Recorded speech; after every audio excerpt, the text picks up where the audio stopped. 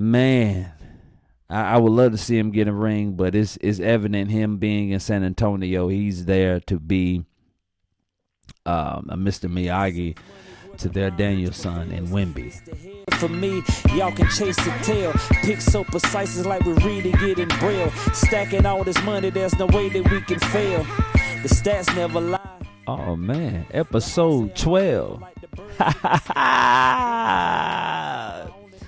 That's the safe open up. Yes, sir. We are back. Episode 12. It is your boy Toothpick Shakur, aka Mr. Audacity, with episode 12. The Safe Money Podcast. We want to welcome all of you to Safe Money Podcast, your go-to source for all the latest and greatest in sports urban culture. We are here to break down the trending topics, give you the inside scoop, and provide expert insights on everything from game day strategies to culture. Whether you're a seasoned bettor, sports fanatic, or just someone who loves staying on top of the urban scene, we've got something for you. Stay tuned, stay locked in, stay down, and let's make some of this safe money. Yes, sir. Yes, sir. Man,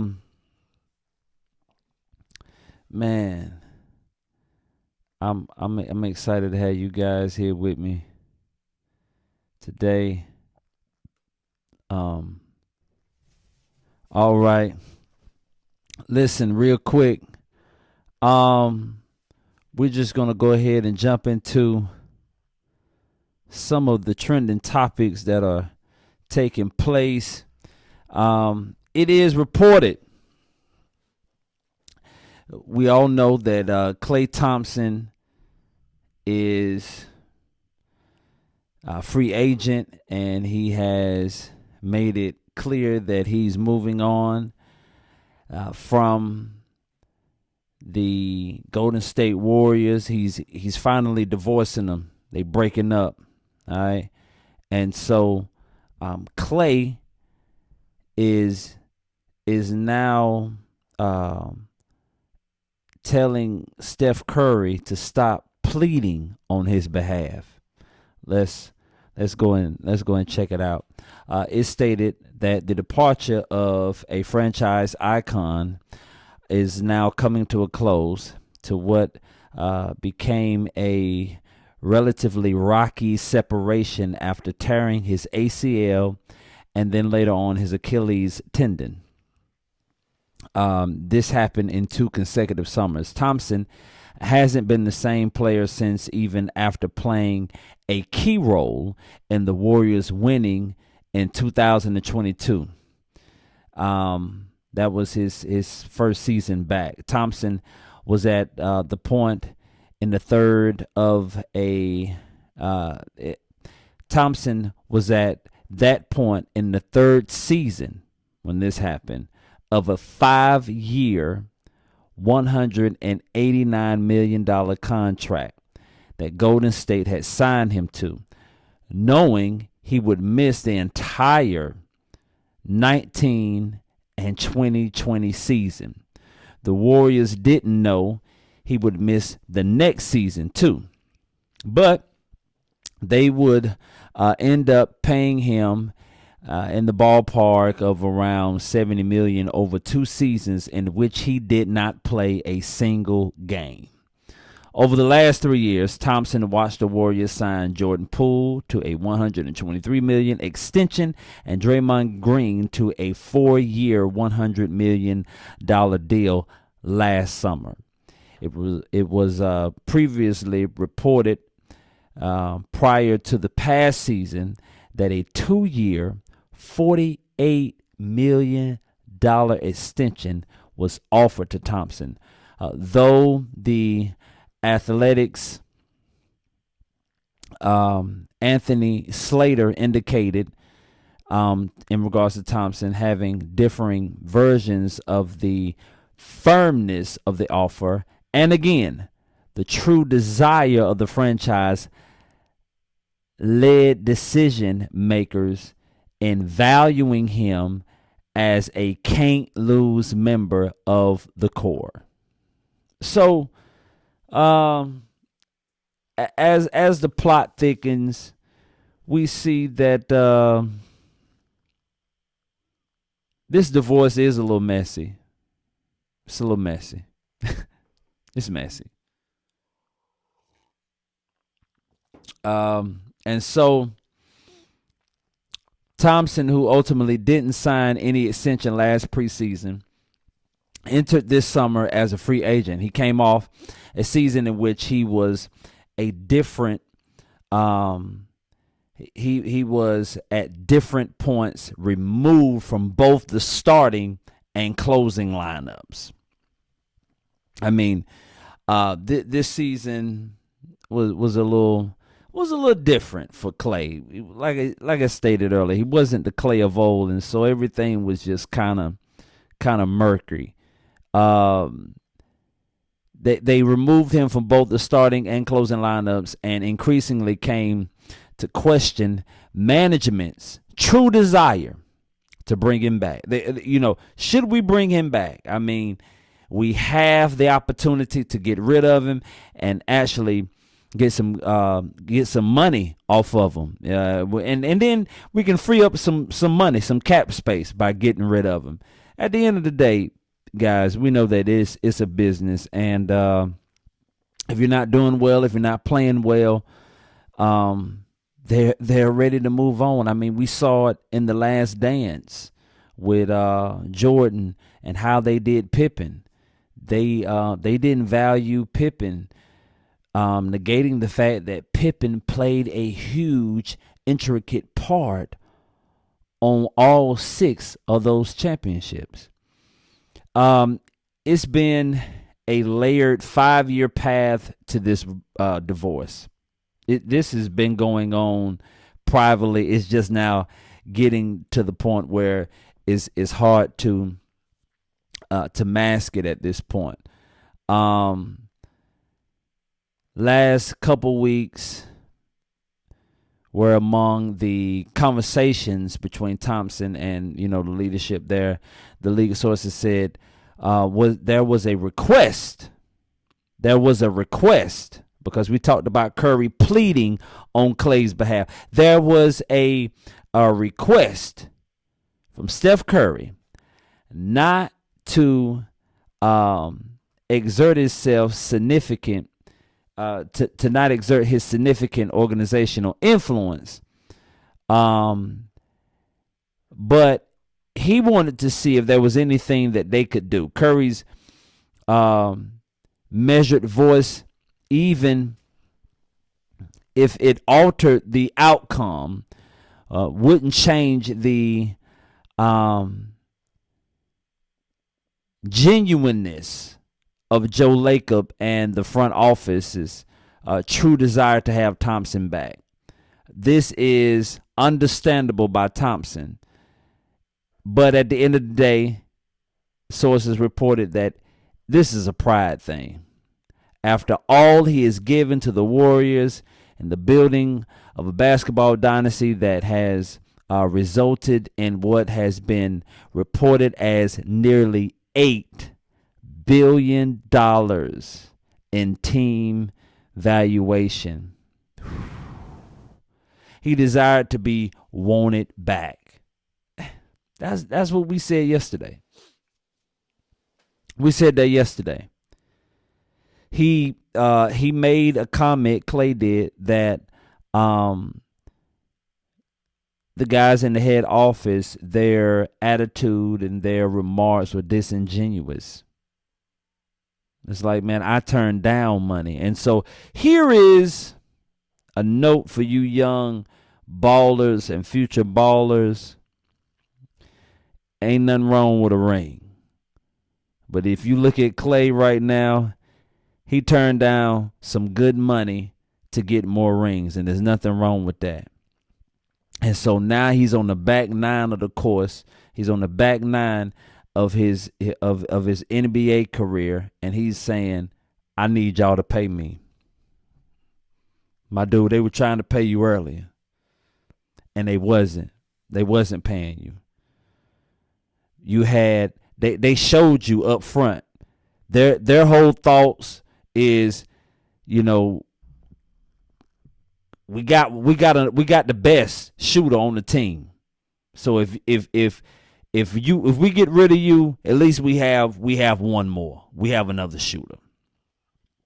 We have Curry. He's a better shooter. This is how they're thinking, because they didn't pay him. And they paid him, but he didn't get what he wanted. And he had other offers from other teams that was going to pay Klay what he wanted. But he took the pay cut. There's nothing wrong with that. But now you're like, hey, I need y'all to pay me. I took a pay cut. I took those sacrifices. They're like, yeah, you did. No one forced you to. No one made you. So, we're going to go ahead and move forward. And so here we are. $8 billion in team valuation. Klay desired to be wanted back on the strength of his own his loyalty. He wanted it to be off of his own value, both past and present. He did do a lot. And so he's like, listen, I want to be valued past and present rather than as some sort of glorified gift from the front office to Curry. The answer to all of this is likely somewhere in the middle. The Warriors valued Thompson, just not as much as he desired. They would have loved to have him back on their team, but not on his. They would have wanted him to be, they wanted to love him. He would have wanted them to love him on his terms, on their terms, but not on his. So according to Golden State sources, Thompson's decision to leave became easy when the Warriors kicked him down the summer pecking order. This is crazy. The Warriors were going to get below the luxury tax line, and first and foremost, and eventually made their run at trading for Paul George. Now, this would have been interesting right here. I ain't gonna lie. I felt like this was gonna happen. I actually wanted to see Paul George end up in San Francisco. The message, at least the way Thompson heard it, was that they would deal with him after more important matters. And this is the reason why Klay feels the way he feels, and has been behaving. And this, believe it or not, this right here, these things, this can affect your psyche and the way you play. You found a venue that you like, and the last thing you want to do is leave San Francisco and go to,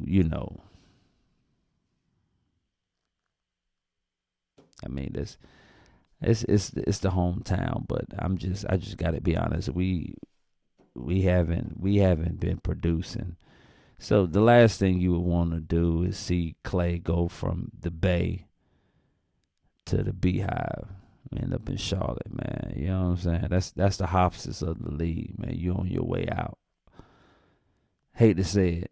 And until they start doing some things right and making some sacrifices and getting some guys in there, to build the city and build the team, man, we're gonna always be the opposites of the league. Thompson heard it, and he felt bad about it. That's why I said in the last comment that he made in another report, he stated that it was disingenuous. So for them to say, look, we checking out Paul George right now. After we deal with the most important stuff, we'll get back with Klay. And Klay on the other end, he's like, how can you even open your mouth up and say that when, I played a huge, intricate role on each championship team? Let's be honest. He did. He played a huge role. So Thompson didn't wait around. He wanted to be a priority, and Golden State just wasn't in a position to treat him as such. So that's the harsh reality of big-time basketball business. He's not the player he used to be. He was instead handled with a lacking urgency that reflected the player he has become. Tough business, but business nonetheless. Hopefully, one day Thompson will come to understand that. And I'm pretty sure he does, but at the end of the day, he has been loyal, and he turned down some money to be there. And this is how he's now being treated. Totally unfair. Now, I thought I was gonna have my co-host with me, but I'm pretty sure some things came up. So is another topic I wanted to deal with, because he just so happens to be a Spurs fan, and so the Spurs have signed Chris Paul to a 1-year, $11 million deal. Man, hats off to you, Paul. You still doing your thing. You still balling. You still hooping. You know what I mean? You still repping. You still repping North Carolina. Man, I would love to see him get a ring, but it's evident him being in San Antonio, he's there to be a Mr. Miyagi to their Danielson and Wemby. It's obvious. It's obvious. He's not there for he's not there for anything else. He's there to be a Mr. Miyagi to Wemby, and there's nothing wrong with that, my brother. Sources say that Paul has signed a deal for $11 million for 1 year. Sometimes an NBA transaction just feels right. This is one of those transactions. San Antonio may not be the ring-chasing end game that some had in mind for one of the best point guards of all time, but in some ways it feels like the perfect place for Paul to play one of the last seasons in his career. A place where Paul can play for a legendary coach he has admired and competed against for decades, and where he can mentor and feed lobs to a generational talent, a 19 years his junior, without the burden of expectations that surrounded him in Golden State. He was playing up to their expectations in Golden State. I mean, let's be honest. They were hoping that he could come in there and help them secure a ring. But this isn't purely sentimentalism either. Paul can still play. Let's be honest. He can still hoop. And the opportunity for him to be on the court, it makes a lot of sense. It makes a lot of sense for him to be out here with the Spurs in San Antonio with Pop and Wemby. It makes a whole lot of sense. This is just in my eyes, Paul is setting himself up to get involved in coaching. I see him setting himself up to be an assistant somewhere and eventually, be the head coach of a team. He still has a lot of wisdom. He's doing a marvelous job over here in Winston-Salem with the CP3 Academy over here. He got these kids over here, and he's teaching them the game and Paul is a throwback point guard.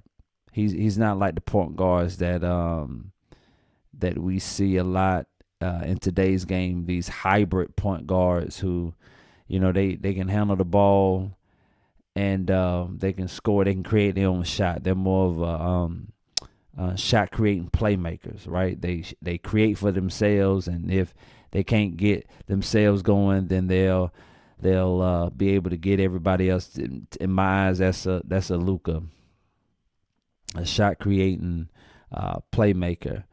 Kyrie Irving, that's these guys are more of that type statue, and so he's been given the opportunity for $11 million to go to San Antonio, and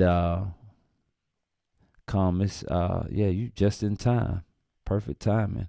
A quick commercial break. We'll be right back. Save money.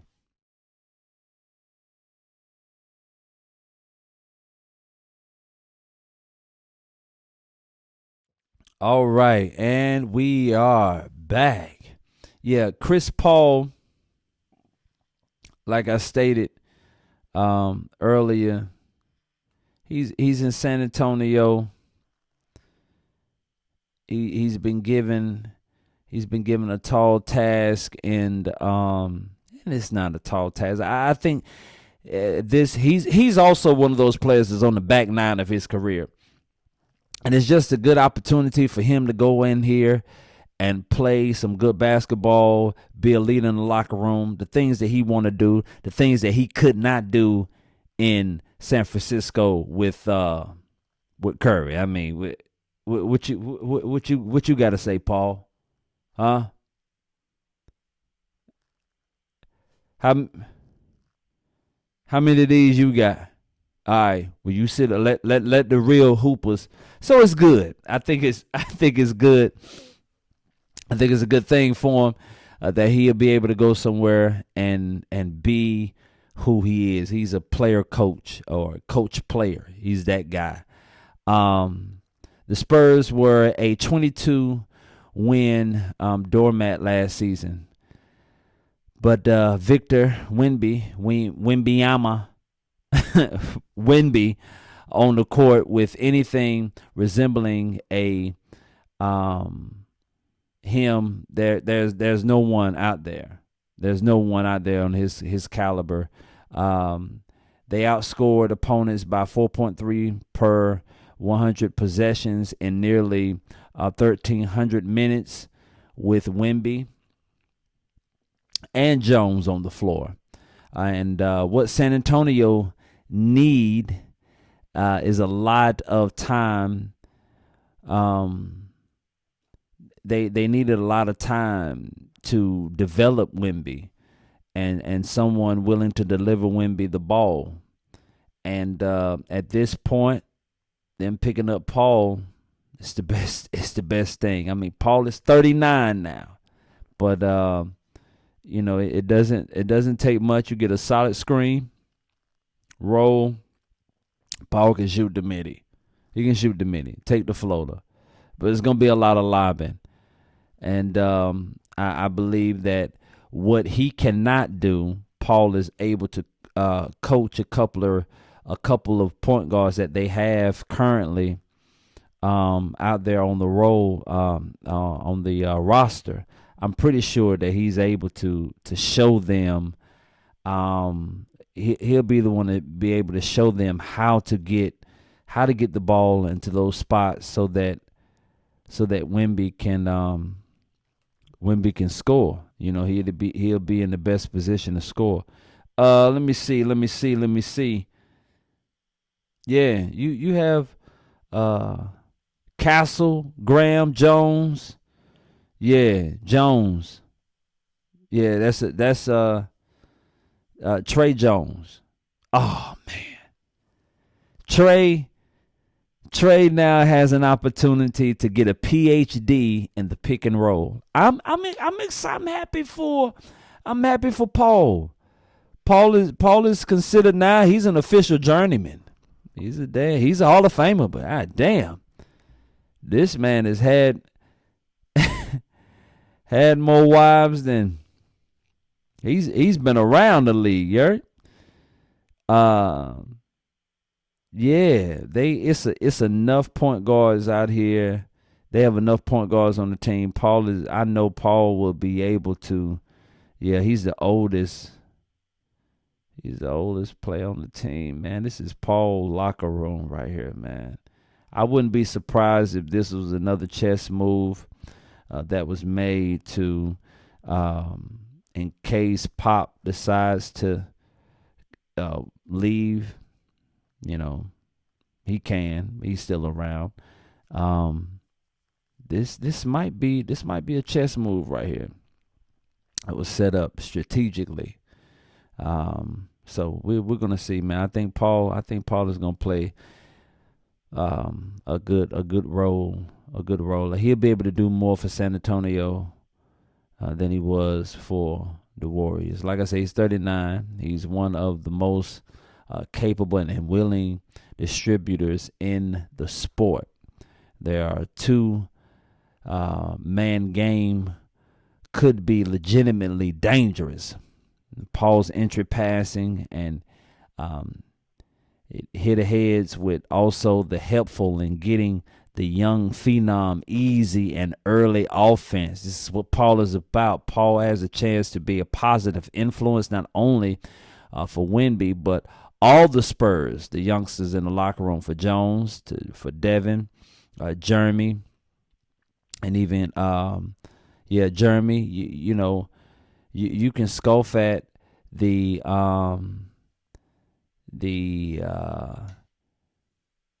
value of the kind of thing, but players often go out of their way to tell you how much it matters. All right, and so Paul is one of those guys that he leaves his mark wherever he goes. He to me, he helped get OKC going. The proof is in the pudding, man. He helped after Harden left. He helped get Houston he woke them kids up, man. He woke them up. So, to you, Paul, listen, it's time to get down and dirty with last night predictions. We went 1 out of 2 last night. We went 1 out of 2. And we're going to deal with it right now. My phone jumping. Yeah, we're going to deal with it right now.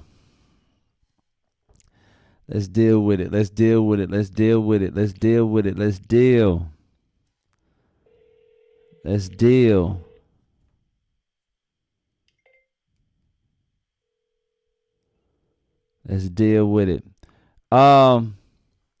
Last night predictions.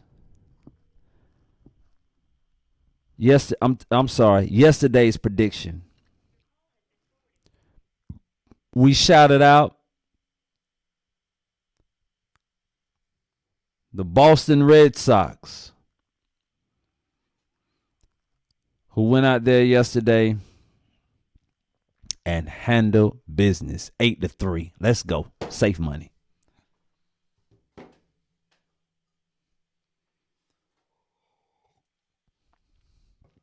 They went out there and handled the business. 8-3. Let's go. Let's do it. Let's get it. And then we called out, next in line we called out, the New York Yankees. They drowned it. They got drowned it yesterday. They drowned yesterday. It was so sad.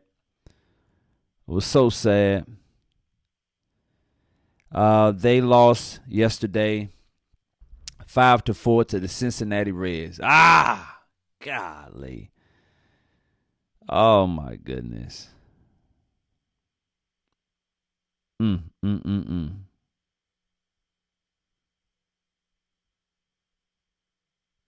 It was out there to do, but it didn't happen. But all is well. 1 out of 2 isn't bad. If you the philosophy over here is real simple. We encourage everybody, whatever plays, however many plays we give you to play them plays straight first. We gave out 2 today. Play one straight, play the other straight, put them together. 2 picks your core. 1 out of 2. It's not bad, but we can do better, and we're going to do better. So,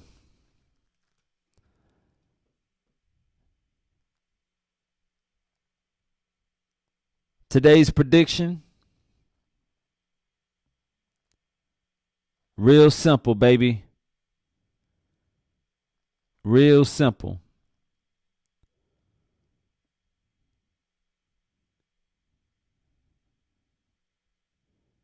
At 640, safe money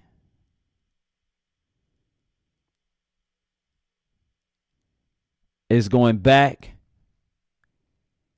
in there with the White Sox over the Guardians. And we're not going to take the spread. You can take the spread. But safe money, we taking the money line. We're going for the pot, goddammit. We're going for the pot. We taking it all. Not playing around. No. We're not playing. We're not playing. We're taking them with the line of money. White Sox, you heard it here, right here. Next up,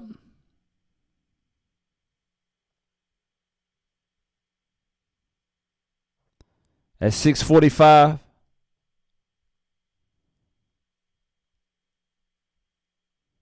safe money will be in Washington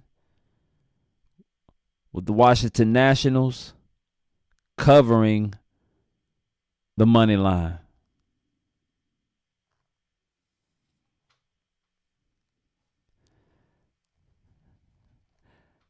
Nationals, money line. White Sox, money line. Those are your 2 free picks for today. MLB, you heard? Listen, those that are interested in the other 2 exclusive picks to go along with the 2 we already gave you, you know what to do. DM us. $20 for the exclusive picks to put on for a 4-leg parlay. If it doesn't hit, we happily, willingly reimburse you. White Sox, Nationals, money line. See what I just did? Huh? That's the safe open.